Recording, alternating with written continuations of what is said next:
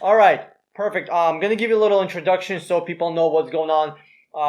You watched some of my videos. You did what I told you to do in the videos, and you got yourself an awesome kick-ass deal, dude. First of all, I want to say huge thank you for actually doing this, because a lot of people go through what you're going and they get an awesome deal, but it's pretty much impossible for me to get an interview or a review or a testimony. It's like I gotta pray it out of people. Tell me your story. What kind of car are you buying or what you bought already? So I bought Outback XT. I'm actually in it right now, driving home from work. Okay, awesome.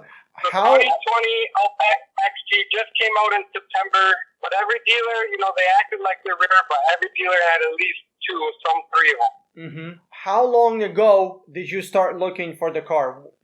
How long ago did you start seriously looking? I mean, I've been kind of looking for a new car for a while, but I had limited down to this or maybe FTI, but the wife, she had a strong pull towards the station wagon for my 3 kids, which was probably the responsible decision to make. Mm-hmm. Absolutely. Yeah, once you adult up, you gotta do the boring, responsible shit. Right. At least I got the XT with the turbo. That was a win. Oh, yeah, absolutely. So, what's the MSRP on one of those? It's just under $39,000. Okay, I'm going to call that 39. So, 39 MSRP. And what did you get for the price before taxes? Price before tax was $33,800. You said 33.8? Yep, so 34, let's say. Okay, 34. So that's $5,000. Let me do the math here. What the percentage? What's the difference? 34 divide that by 38 or by 39. That's gonna be almost 13% off on a brand new car that just came out. When did it come out? Like most dealers got these in September. The first shipment came in September, and I noticed like in November when I was shopping, some of them were starting to get their second delivery. But, everybody had one. Again, the guy at the dealer, he's like, oh, these are pretty rare yet. And then when you look online, everybody's got them. Yeah. Not only you got yourself an awesome deal, but you got it on a car that just came out. Guys, I tell you guys, aim for 20%. This is like a brand new car that just came out. This is like getting 13% off a fucking Supra or 13% off Telluride. Like on a car that's been, in existence, or this is, that's been out there for a while, for 2 or 3 years, it's not that hard to do 20%. On a car that just came out, 13% off is fucking amazing, dude. You're a boss. I'd always just gone in dealers and just stabbed my butt down and just wouldn't leave till I got the price I want. But I never got much off. Like, I would have never considered a new car till I saw the price. Like, I was looking for used cars, but then I was like, what? Well, let's do what Dan does and see what the real price is on one of these. Mm-hmm. And then it was affordable once I saw what real prices were. What strategy did you use?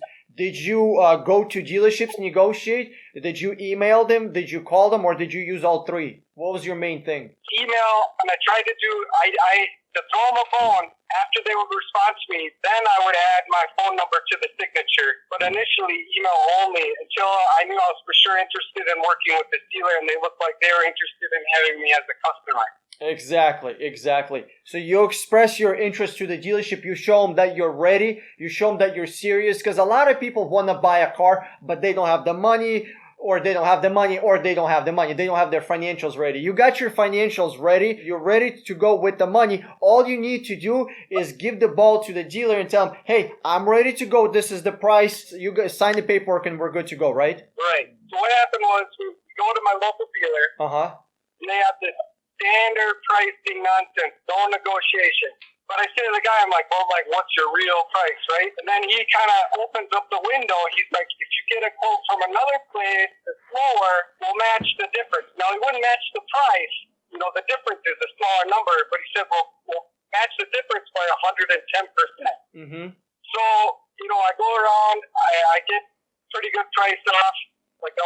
And then I go on the dealer, and I was like, all right, I'm interested in buying this. Will you guys do this price? And they said, yeah, we'll do it. And I was like, what will you give me for trade-in on my Tacoma truck? And they lowballed me so bad. It was offensive how little the money this truck was beautiful. Leather, TRD, off-road, every option. And I was like, you know what? I'm going to sell this myself. So my last car myself, that's easy. I go, you guys will do Fuck this. yeah, dude. My truck myself. And they're like, yeah, deal is still good. They're like, if we still have this car here, you can buy it at this price, sell your car yourself. I think they didn't think I could sell it for more money, but they were wrong. Yeah. So using Facebook, they priced us for $5. I had guys call me every day. Finally, one of them showed up with the money 5 days later. It took me only 5 days. I just listed it at, full blue book saying mint condition, everything. And he showed up. The kid test drove it one day. Next day showed up, cashier's check for full amount. Amen. So I got $5,000 more selling my car myself. So we really found like almost $10,000 in this deal. If I would have gone through the dealership, they would have taken me for $10,000 more. Oh yeah. So when I this is not me like touching myself or making myself like sound amazing, but when I say dealerships will screw you over for thousands of dollars, I mean it, dude. Like that's so awesome. Not only you got yourself a good deal up front, you got yourself an awesome deal on your Subaru, but on top of that, you got an awesome deal on the car that you didn't trade, you sold it yourself. Dude, because that's one of the things I was worried about. I was like, in the back of my head, I was crossing my fingers. I hope, please tell me he did the right thing. He didn't trade it in. So what happened was crazy is that the day, so I get the check, I go to the bank, I cash it for a big fat down payment on my new car. I walk in there, and I'm like, all right, I'd already called the guy like, hey, I'm coming to pick it up. I'm just going to do final, test drive in it, make sure everything looks kosher, no door dings, didn't get messed up in shipping, look it over good before we sign the papers. And then we're going to buy it tonight. And I kind of needed a car because you'd already driven off of my Tacoma. And now without the $5,000 from the trade-in, I think he got cold feet because he said he'd write me a check for, 110% of the difference. But the whole time my truck was for sale, I was still beating up all these other dealerships on price, and I found another $2,000. And then he's like, no, we're not doing that price. He wouldn't do it. He went back, like we literally shook hands 5 days ago when I test drove it, and I go back in, and I'm like, well, what about this, price guarantee, making my shopping easy, all this stuff you told me 5 days ago. You said you do the price. Well, he thought my price sheets were fake. They were so low. He's like, I don't think that's real. I'm suspicious of your price sheet. And I say to the guy, I'm like, it has the VIN number on it. It's the dealership, an hour south of here. Dude, this is amazing. Dude, this is amazing. And he's like, no, we're just a little suspicious. I'm like, well, if you're suspicious, check it out. I was like, the guy's name was on the price sheet at the other dealer with his phone number. I'm like, you can call him. It'd be ridiculous, and he'll be mad that I'm buying this someplace else. But I was like, if we're doing the deal, you can call him. It's real. And they wouldn't even call him. So me and the wife, all the kids walk out Saturday, can't buy a car on Sunday in Wisconsin. So then the next Monday, after work, my buddy drives me to that dealership, and it was a better color. It was a dark gray. It looked tighter. Dude, that's awesome. That dealership was like, no problem. We agreed to this. I went there, bought it that night, super happy. I never burned a picture. I was always polite with the guy, but I was firm. I'm like, hey, I'm not jacking around, and I didn't like the idea that they wanted to do a separate check. I think there must be some kickback where they show the dealers they're selling the cars for good prices, but they don't want to show that part of the book where they're giving the discount. Talk to me about that. Why do you think they want to cut a check rather than actually changing the price of the car? I don't know. This is gonna be just my suspicion. It could have something to do with taxes. How taxes are set up for them. But I don't know. Like there's so many ways that dealerships can do all sorts of sneaky stuff. Just because they're going this way doesn't mean they're actually looking to end up in this area. Maybe they're going here and then they're gonna veer off somewhere else. So they do all sorts of sneaky stuff. Now I don't know how much you make a month, but dude, how long did it take you to get this thing done? From when you actually started, now you're sitting in the car, brand new car. How long did the entire process take? 2 weeks, but really I got the final number probably in a week. It only took a week. And not full time, just like maybe at lunch, I'd follow up a couple emails with some guys, like not even in the evenings, like my half an hour lunch at work, me and my buddy would sit there and just start trolling these guys. Yeah, because they're like, oh, the other place is a little lower. Can you do any better?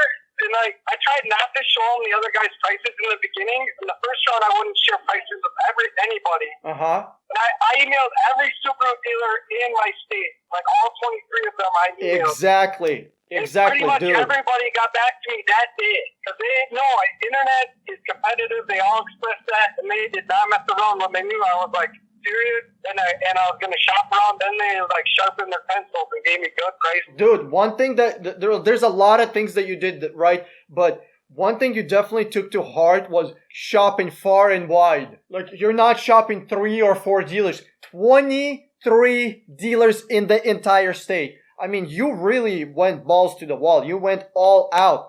And you saved $10,000. Fuck you. You put in like 2 weeks of time, but what is that in like work wise? How many hours of actual work, of you negotiating, calling, texting, emailing, whatever, I mean, maybe 10? 2 hours, maybe 3 at the most. 3 hours at the most. That's what I'm talking about.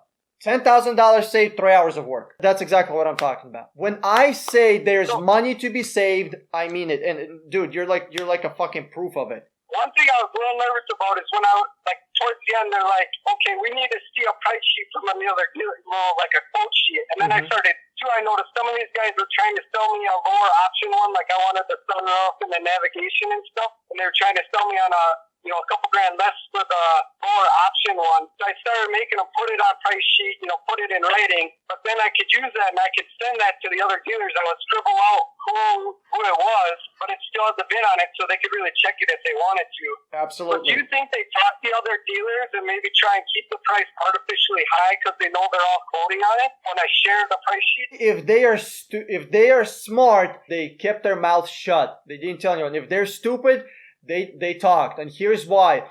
Because dealers have to have good relationships between each other. Okay? They can't be screwing each other up. Because they really need help from the community. Dealers depend on dealers. Let's say somebody needs a trade-in, they need to trade cars, or one dealership has a car, another one don't, so they will sell them. Dealers really need to stick together, and as customers, we need to stick together.